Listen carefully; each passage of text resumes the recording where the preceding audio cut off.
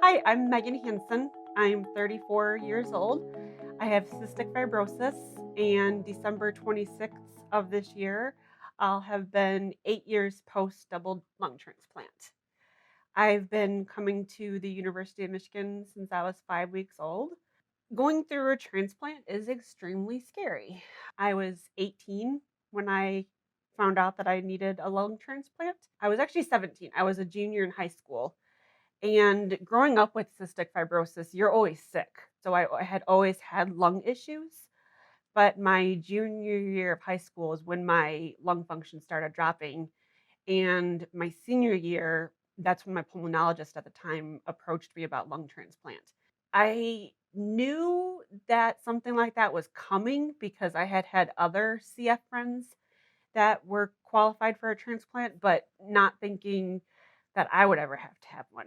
My senior year of high school, I had a bout of pneumonia a couple times, and it really took a beating on my lungs.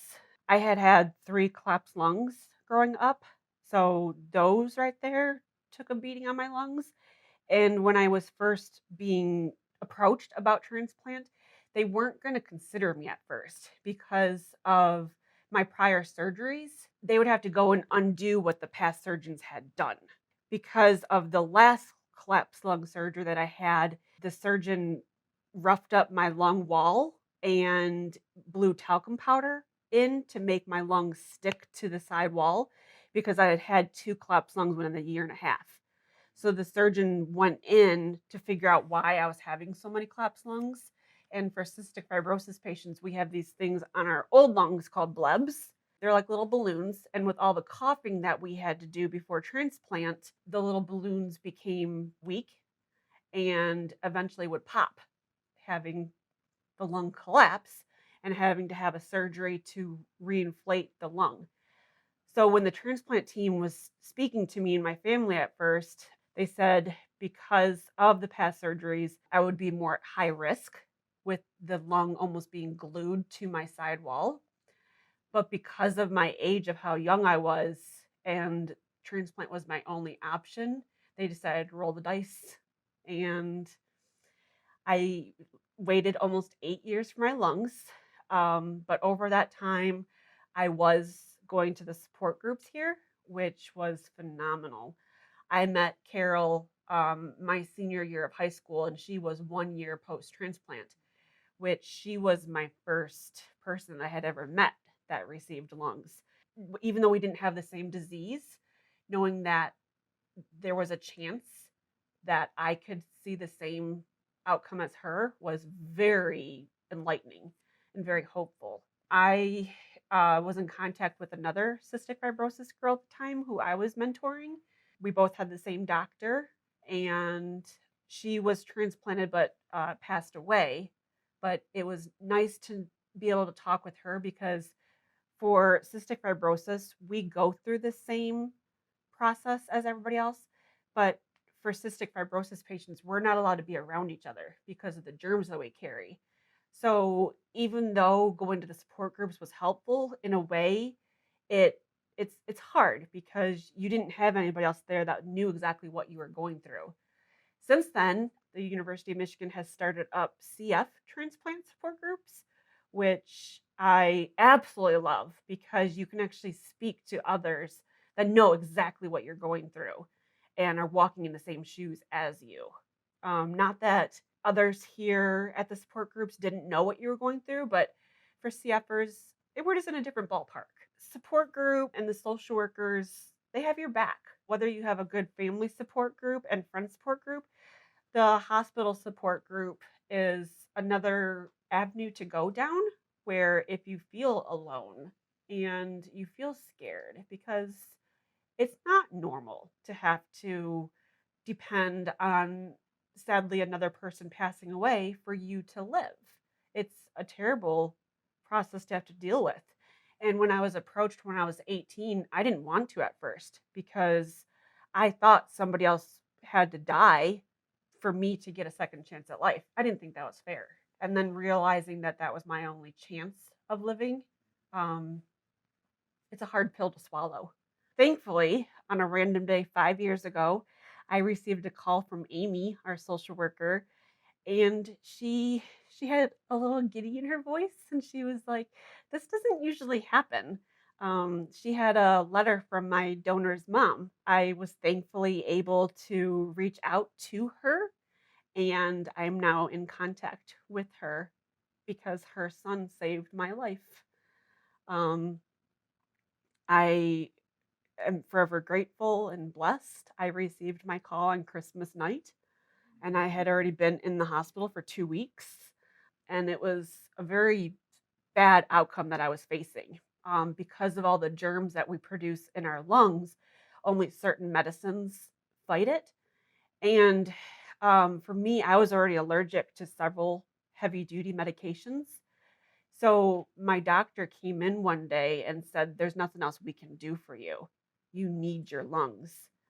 And I had already received two other phone calls over the 8-year process, but the first two, one reason or another, they just didn't work out.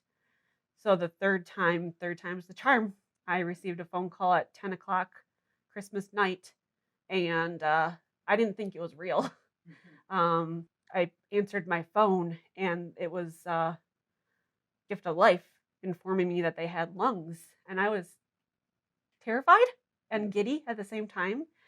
And where I was staying at in the hospital here, you become a family. All the nurses, all the techs, all the blood draw people, all the x-ray techs, all the doctors, they're part of your extension, and they're with you 100% of the time. And you have your friends and family that come and visit, but they're with you thick and thin. And when I told my nurse that I had received my call, it spread like wildfire on the floor. And it was the CF floor. So others knew that I got my call, and it's one thing that you always hope for, because when I had been in there in the past, I had heard others that received a phone call, and it's a mixed blessing because sadly somebody has passed away, but you get a second chance. And I take every day, one step at a time. Two years ago, I was diagnosed with rejection, and now I'm back at about 52% lung function. But to go from where I was at 13% before my transplant, and I was on 7 liters of oxygen, to now, extremely blessed, thankful. I have 7 nieces and nephews that I get to play with now. Going to the grocery store, making my bed were things that I had only dreamt of before. And now I can do it not easily, but definitely a lot better than what I used to be able to do.